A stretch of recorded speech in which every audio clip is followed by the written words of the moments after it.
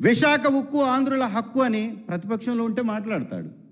ఇవాళ ఉద్యోగం బాధ్యతగా చేస్తూ విశాఖ ఉక్కు కర్మాగారాన్ని ఈ దేశంలోనే కాదు ప్రపంచంలోనే నంబర్ 1గా నిలబెట్టినటువంటి ఉద్యోగుల గురించి ఏం మాట్లాడుతున్నాడు. ఇవాళ ఉద్యోగుల మీద అక్కస్సు వెళ్ళగక్కటం, వార్నింగ్లు ఇవ్వడం, వాళ్ళకి తన పనితనం ఏమో ఇక్కడ కనపడట్ల. విశాఖపట్నం ఉక్కు, విశాఖ ఉక్కులో పనిచేస్తున్నటువంటి ఉద్యోగుల్ని కించపరిచేగా, హేళనగా, పని చేయకపోతే జీతాలు ఎలా ఇస్తారని అడిగారు కదా చంద్రబాబు గారు. అసలు పవన్ కళ్యాణ్ గారు చేస్తున్న పని ఏంది? ఆయనకి స్పెషల్ ఫ్లైట్లు ఏంది, స్పెషల్ హెలికాప్టర్లు ఏంది, మిలిటరీ ప్యాంట్లు వేసుకొని ఊర్ల మీద పడి తిరగడం ఏంటి? ఎర్ర శాండిల్ అమ్మి డబ్బు తెస్తానన్నటువంటి వ్యక్తి ఎర్ర శాండిల్ ముందుకెళ్ళి ఫోటోషూట్ చేయడం ఏంది? పొద్దున టిఫిన్ హైదరాబాద్లో, మధ్యాహ్నం లంచ్ తాడేపల్లిలో, డిన్నర్ తిరుపతిలో, మళ్ళీ పడుకునేది హైదరాబాద్లో. ఎక్కడిది ఇదంతా డబ్బు? అదే ట్యాక్సులు కట్టిన డబ్బు కాదా? ఇవాళ పేదవాడు జీతం కష్టపడి తీసుకుంటుంటే హేళన చేస్తున్నాం. మరి మీరేం కష్టపడుతున్నారు? ముగ్గురు వ్యక్తులు విచ్చలవిడిగా విహారయాత్రలు తిరుగుతూ, విచ్చలవిడిగా ప్రైవేటు ఫ్లైట్లు వేసుకొని తిరుగుతున్నటువంటి పరిస్థితి ఏ రాష్ట్రంలో అన్నా, ఏ ప్రభుత్వంలో అన్నా కనపడుతుందా? చూసామా మనం?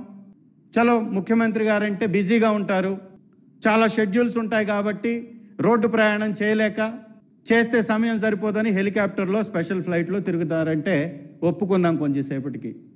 మరి లోకేష్ గారికి ఏం బిజీ? ఏంటి స్పెషల్ ఫ్లైట్లు? అది హైదరాబాద్ ఇంటికి వెళ్ళడానికి స్పెషల్ ఫ్లైట్లు ఏంటి? ఇది దుబారా ఖర్చు కాదా? ఖర్చు పడకుండా చేస్తున్నటువంటి ఖర్చు కాదా?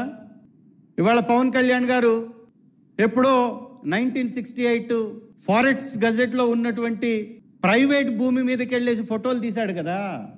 ఇవాళ పక్కనే తాడేపల్లిలో పరివాహక ప్రాంతంలో నిర్మించినటువంటి ఇళ్ళు, అక్రమ కట్టడం, ప్రైవేట్ భవంతి, మీ చంద్రబాబు నాయుడు గారు కోట్లు తగలబెడుతున్నటువంటి ఆ భవంతి ఎవరి డబ్బు?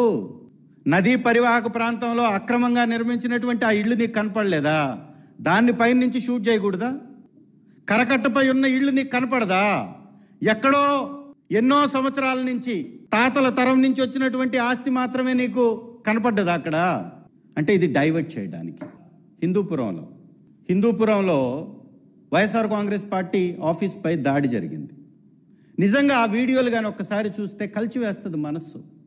ఒక పార్టీ మీద, ఒక పార్టీ నాయకుల మీద, ఇప్పుడు ఏకంగా పార్టీ ఆఫీస్ మీదే దాడి.